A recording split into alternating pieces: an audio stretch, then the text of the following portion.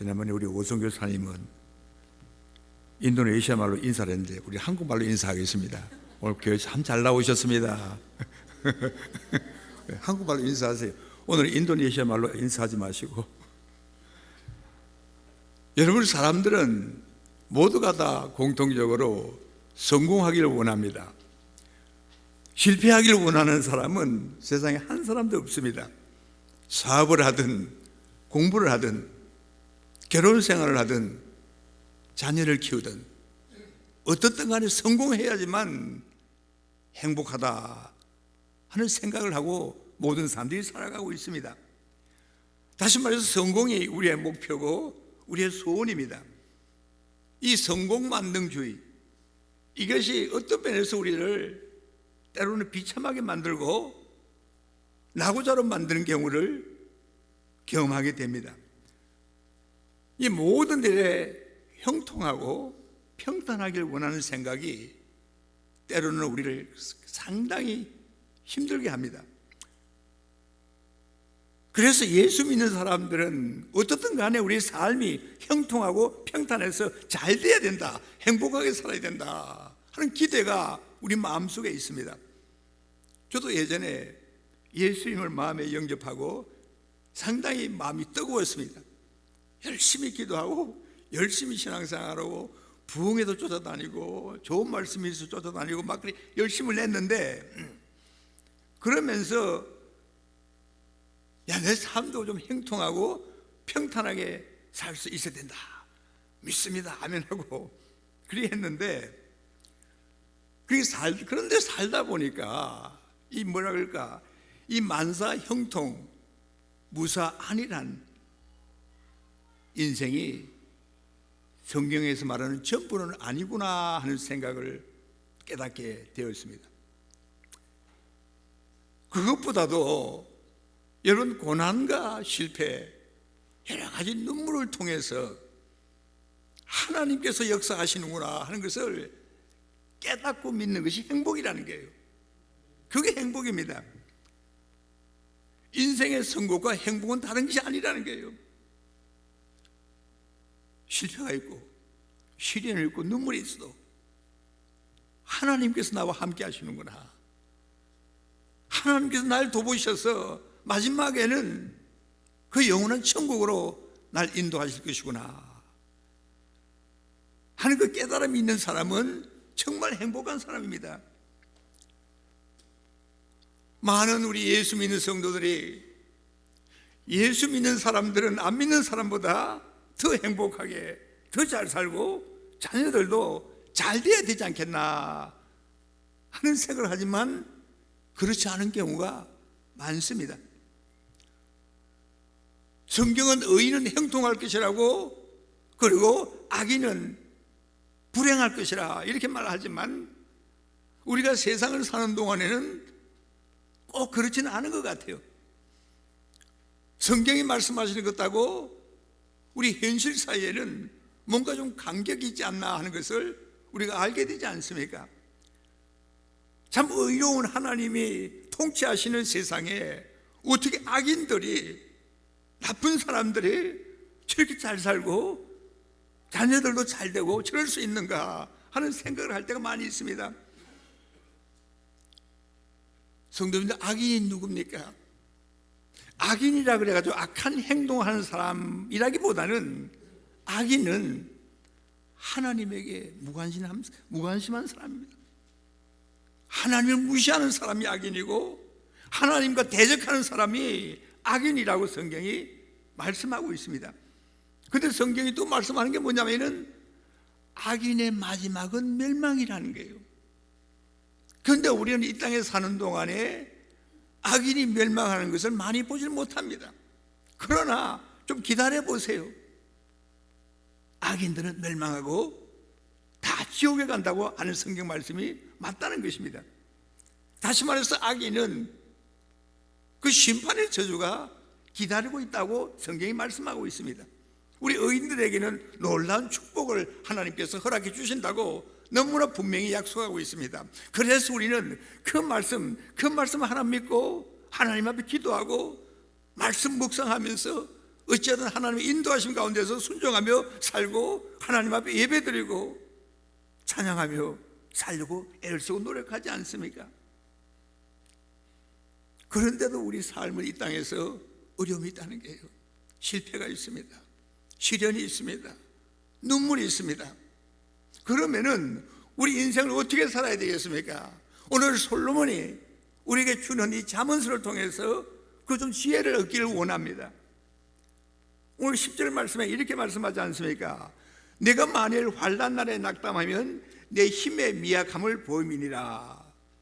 내가 어려움을 당할 때 낙심하면은 너는 정말 약한 자다 하는 이 말입니다. 여러분, 인생의 어느 순간에 부모도 형제도 우리 자녀들도 전혀 도와줄 수 없는 그런 문제, 그런 상황에 당면할 때가 있습니다. 나 혼자서 겪어야 하는 답답하고 절망적인 순간, 눈물 나는 순간들이 있습니다. 이런 일을 당했을 때 하나님을 모르는 사람들에게 나타나는 특징이 뭐냐면은 낙담입니다. 낙심입니다. 나는 죽었구나 하는 그런 마음입니다. 그러나 예수 그리스도를 믿고 하나님의 사람들은 낙담하지 않는다는 거예요. 하나님을 의지한다는 거예요. 환난 날에, 실패한 날에, 상처받는 날에 의지할 하나님이 계시다 하는 것이 얼마나 놀라운 힘이 되는지 모릅니다. 그래서 하나님은 시편 기자를 통해서 우리에게 말씀하고 있습니다. 시편 50편 15절에 너는 환난 날에 나를 부르라. 내가 너를 건지리니 네가 나를 영화롭게 하리라 말씀하지 않습니까? 어려운 일을 당했을 때, 시련의 때에 나를 부르라. 내가 너를 건지리라. 그것을 통해서 내가 나를 영화롭게 할 수 있을 것이다. 이렇게 하나님 말씀하고 있습니다. 이 하나님을 믿는 우리는 낙담할 이유가 없습니다. 어떤 어려움과 시련이 있다 할지라도 이런 하나님을 모시고 있는 한에서는 우리 낙담할 수가 없다는 것입니다. 만약에 어려운 일을 당했을 때 마음이 약해지고 낙담이 되면은 내가 약한 자라는 거예요. 다시 말해서 하나님을 믿지 못하는 사람이라고 하나님 말씀하고 있는 것입니다. 의인이든 악인이든 간에 우리 이 세상에 사는 동안에 시련을 당합니다. 실패를 경험합니다. 그러나 그 실패와 그 모든 문제가 무거운 짐이 되지 않습니다.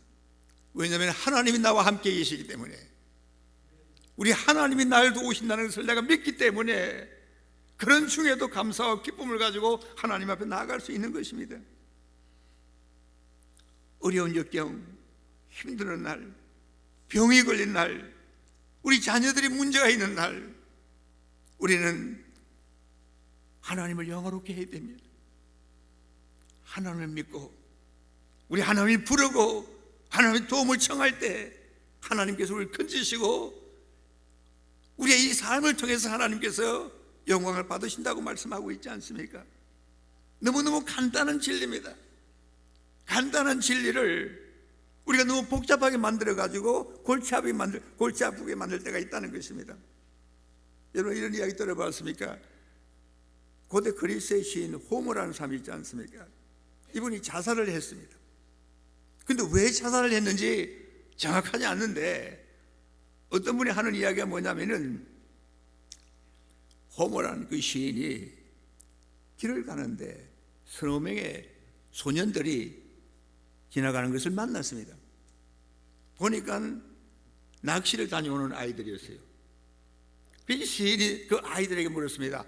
낚시를 하는데 너희들 고기를 몇 마리나 잡았느냐 하니까 그 소년 중에 하나가 하는 말이,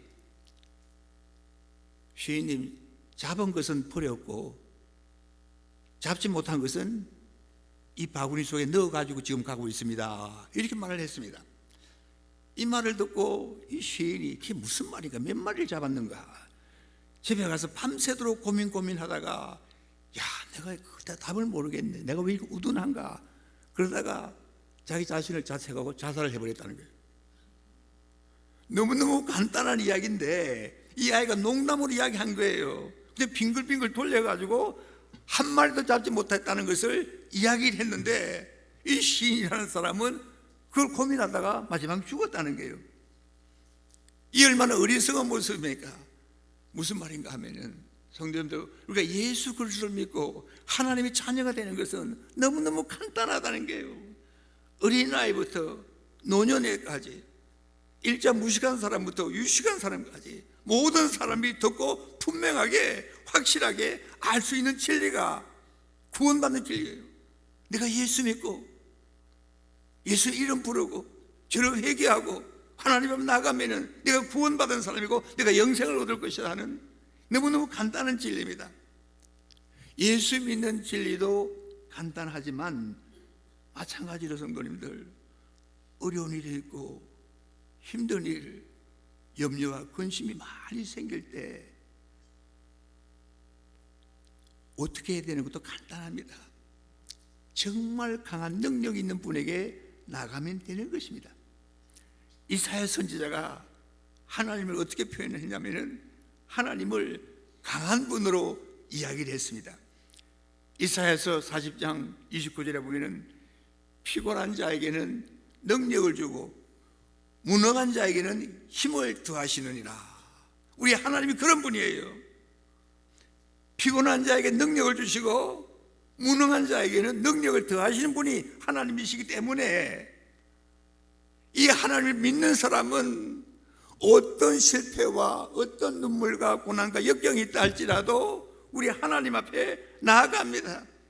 우리 하나님 앞에 간구합니다. 그러면 된다는 거예요.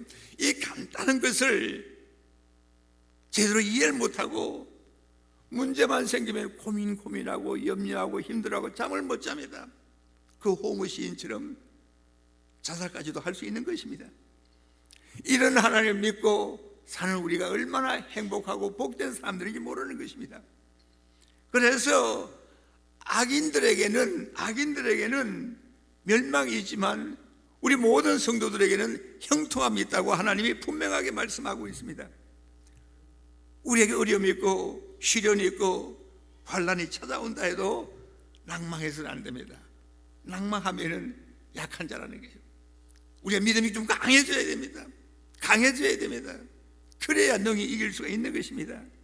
성도님들, 실패했습니까? 어려운 일이 있습니까? 병으로 인해서 힘들어합니까? 걱정거리가 있습니까? 자녀들의 문제로 인해 가지고 눈물을 흘리십니까? 낙심하지 말고 하나님께 매달리면 됩니다. 그리고 이 고난 중에 있고 시험 중에 있는 사람들을 하나님께서 우리에게 맡긴 게 뭐냐면은 저들에게 선을 행하라는 거예요. 여러분, 그렇습니다. 우리가 고난이 있고 시험이 있고 슬픔이 있으면은 어떻게 보통 하냐면은 세상을 쳐다보지 못합니다. 캄캄한 속에 자기 혼자 들어가 있습니다. 자신의 슬픔, 자신의 처담한 이 형편을 깊이 생각하면서 꼼짝을 못합니다. 이런 사람들에게 하나님께서 뭐라고 말씀하시냐면은 일어나서 선을 행하라는 거예요. 11절에 뭐라 그럽니까? 너는 사망으로 끌려가는 자를 건져주며 살육을 당하게 된 자를 구원하지 아니치 말라. 이 말은 다시 말해서 억울하게 죽어가는 사람, 힘들게 사는 사람, 살인자의 손에 끌려가는 약한 사람들, 그런 사람들을 구출하는데 주저하지 말라 하는 이 말씀입니다. 다시 말해서 약한 자들을 돌보라는 거예요. 고난을 당하고 억울한 일 당하고 힘든 일을 경험하고 병에 걸려서 힘들어하고 신음하는 그 사람들을 옆에 가서 도와주라는 거예요. 내가 지금 당하고 있는 역경, 내가 경험하는 이 슬픔, 이 시련, 그때 있다 할지라도 너보다 더 어려운 사람을 쳐다보라는 거예요. 그걸 하나님께서 원하십니다. 그러면서 계속해서 하나님이 12절에 뭐라고 말씀하시냐면은 내가 말하기를 나는 그것을 알지 못하였노라 할지라도 마음을 저울질 아시는 이가 어찌 통찰하지 못하겠으며 내 영혼을 지키시는 이가 어찌 알지 못하겠느냐. 그가 각 사람의 행위대로 보응하시리라. 무슨 말씀입니까 여러분?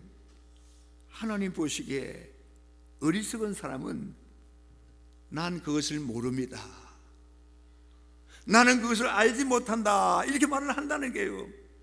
다시 말해서 내 옆에 내 이웃이 그렇게 힘든 인생을 사는 줄을 나는 몰랐습니다 하고 변명한다는 거예요. 사실은 관심이 없었고 내가 상관할 바가 아니라 생각하고 무시해버렸다는 거예요.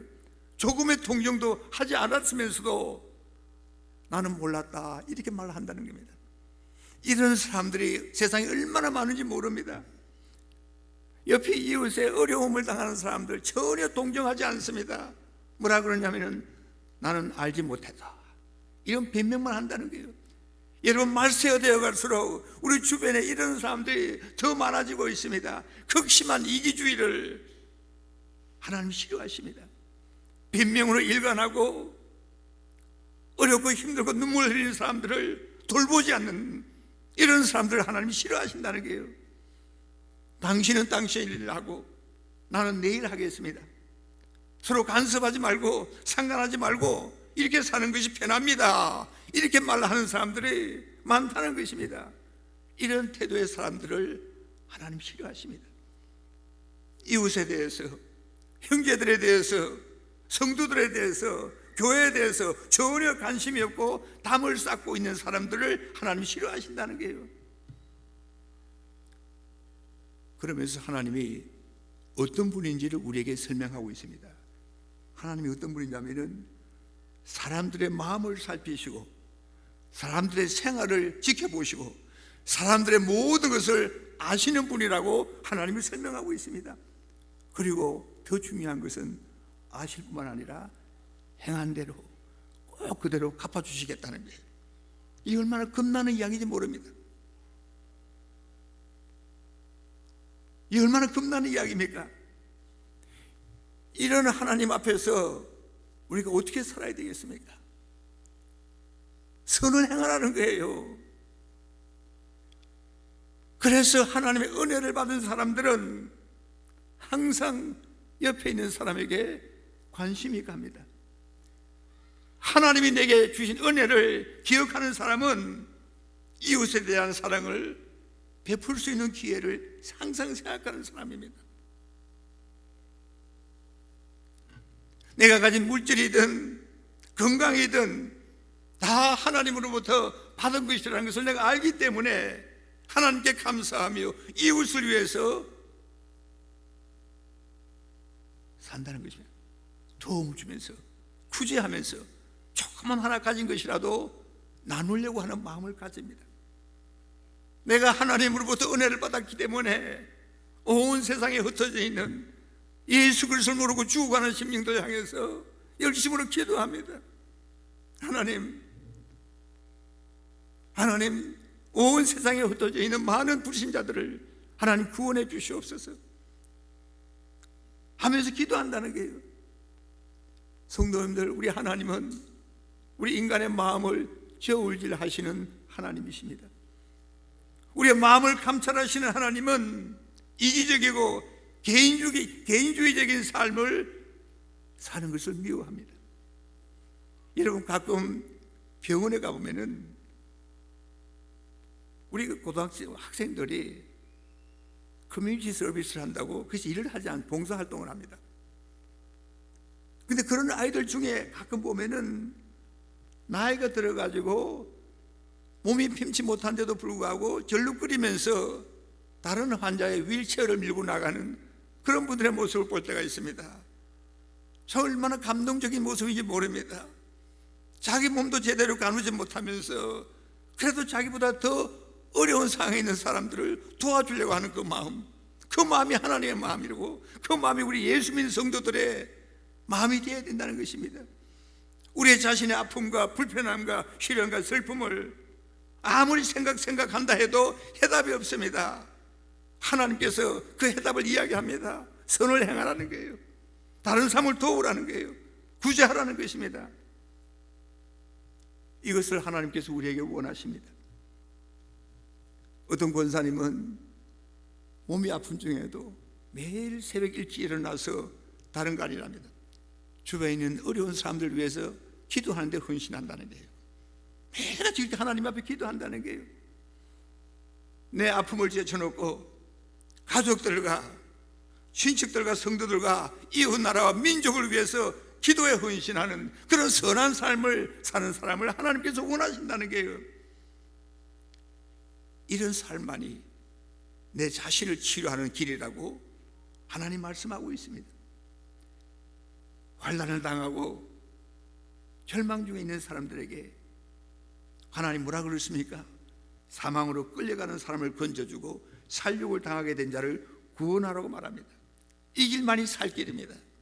우리 평강교회도 우리 평강교회가 살 길은 다른 길이 아닙니다. 우리 자신만을 위해서 사는 것이 아니라 우리 교회가 아니라 우리 세상을 내다보아야 됩니다. 우리의 필요를 우리로부터 도움을 받기를 원하는 사람들 많습니다. 우리 교회는 선교적인 교회로 나아가야 됩니다.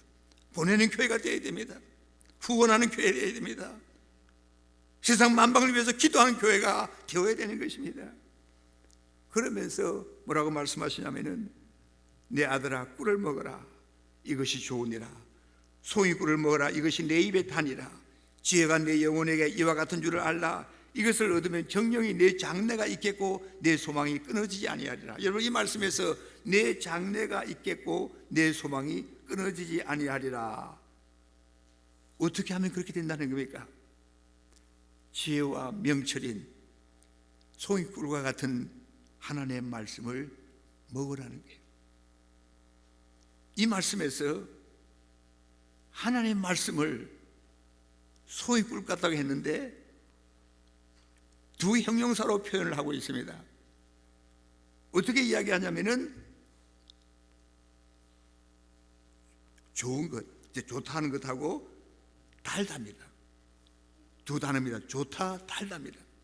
하나님의 말씀이 좋고 달다는 거예요. 여러분 우리 하나님의 말씀이 우리 삶에 유익하다는 이야기예요. 우린 좋고 단 것을 좋아하지 않습니까? 꿀은 몸에 좋고 먹으면 맛이 답니다. 이와 마찬가지로 하나님의 말씀도 우리 영혼에게 좋고 우리 영혼에게 달다는 거예요. 말씀을 먹어야지만 하나님의 사람으로 선한 일을 할 수 있다는 것입니다. 실패가 있고 어려움이 있고 근심이 많고 실망이 될 때 성도님들 낙심하지 말고 우리 주변을 살펴야 됩니다. 어려운 사람을 도와줘야 됩니다. 그러면서 송이꿀과 같이 단 그 하나님의 말씀을 먹으면서 내 영혼이 살찌고 강하게 되어야 됩니다. 마지막으로 뭐라 말씀하십니까? 의인은 7번 넘어질지라도 다시 일어나려니와. 저와 여러분들은 그런 사람들입니다. 여러분 그렇습니다. 7이라는 것은 성경의 완전수를 말합니다. 이 말이 무슨 말이냐면 7번 넘어졌다 하는 이 말은 완전히 망했다는 거예요. 완전히 넘어졌다는 거예요. 성도님들, 하나님의 자녀가 된 사람들은 완전히 넘어지고 망했다 할지라도 다시 일어납니다. 여러분 분명히 믿습니다. 예수를 영접하고 하나님의 자녀가 된 사람들은 언제든지 다시 일어납니다. 하나님의 말씀 안에서 기도하는 믿음의 사람은 무슨 일을 당한다 할지라도 다시 일어납니다. 그것을 하나님께서 뭐라고 말씀하시냐면은 시편 37편 24절에 나의 대적이여, 아닙니다, 시편 37편 24절에 저는 넘어지나 아주 엎드러지지 아니함은 여호와께서 손으로 붙드심이로다. 미가서 7장 8절에도 나의 대적이여 나로 인하여 기뻐하지 말지어다. 나는 엎드러질지라도 일어날 것이요 어두운데 앉을지라도 여호와께서 나의 빛이 되실 것이로다. 고린도후서 4장 8절 9절에 우리가 사방으로 우겨쌈을 당하여도 쌓이지 아니하며 답답한 일을 당하여도 낙심하지 아니하며 핍박을 받아도 버림받지 아니하며 거꾸로 트림을 당하여도 망하지 아니하고 의로운 사람은 다시 일어납니다. 그러나 악인은 재앙으로 인해서 엎드러진다고 말씀하고 있습니다.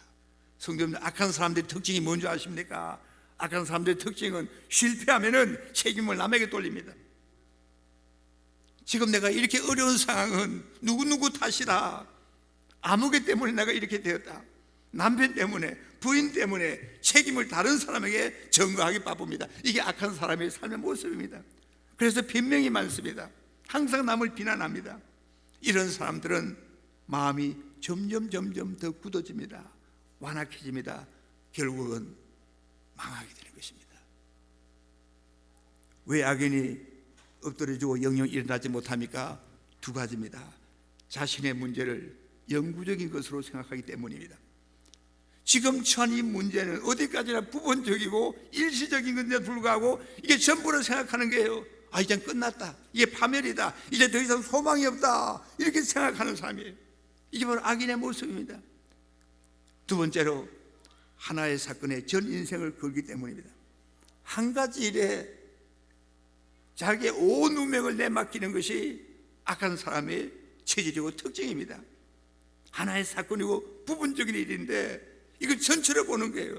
오래전에 한국 삼성전자에서 아주 승진을 계속적으로 잘 해나가는 장래가 촉망되는 사람이 어느 때 좋지 않은 곳에 좌천이 됐다고 합니다. 좌천이 됐다고 자살을 했다는 기사를 읽어본 적이 있습니다. 여러분, 올라가면 떨어질 때도 있다는 것을 알고 그저 자기 자리에서 최선을 다하면 될 텐데 자기 그 귀한 목숨을 끊어버렸다는 거예요. 성도님들, 우리 인생은 이 길이 아니면 또 다른 길이 있습니다. 우리 인생을 사는 동안에 이 사람의 도움이 없으면 다른 사람의 도움이 꼭 있습니다. 시련의 때가 있으면 기쁨의 때가 옵니다. 그리고 더 중요한 것은 이런 시련의 기간을 통해서 하나님께서 우리에게 새로운 길로 인도하신다는 거예요. 얼마나 놀라운 일인지 모릅니다. 여러분, 시련이 있습니까? 어려움이 있습니까? 하나님께서 이걸 통해서 더 새로운 길로 우리를 인도하십니다. 의인은 다시 일어납니다. 기도하겠습니다. 하나님 아버지, 감사합니다. 오늘 저희들에게 하나님의 생명의 말씀을 허락해 주시니 아버지 하나님, 하나님의 백성, 의로운 사람들은 어떠한 시련과 아픔과 슬픔이 있다 할지라도 다시 일어나신다는 이 분명한 말씀을 붙들기 원합니다. 우리가 슬픔 중에 있습니까? 괴로움 중에 있습니까? 하나님, 우리 하나님 이름 부르며 우리 하나님 앞에 나아가 기도하기 원합니다. 하나님의 도우심과 붙드심으로 인해서 다시 일어난다는 것을 믿습니다. 오 하나님 아버지, 우리 그리스도인들에게는 절대로 낙심할 권리가 없다는 것을 저희들 압니다. 하나님 아버지, 우리 인생을 깊이 생각하는 사람은 예수 그리스도 안에서 기쁘게 즐겁게 산다는 것을 믿습니다. 하나님, 7번 넘어졌다 할지라도 하나님께서 다시 일으켜 주실 것이라는 것을 분명히 믿습니다. 이 실패와 이 사건을 통해서, 이 병을 통해서 최후의 승리를 주실 것이라는 것을 믿습니다. 의인은 다시 일어납니다. 예수 그리스도 안에서 믿음으로 구원받아 의로운 사람이 된 사람은 언제나 다시 일어난다는 것을 믿습니다. 이 놀라운 축복을 저희들에게 허락해 주시옵소서. 예수님의 이름으로 기도드리옵나이다. 아멘.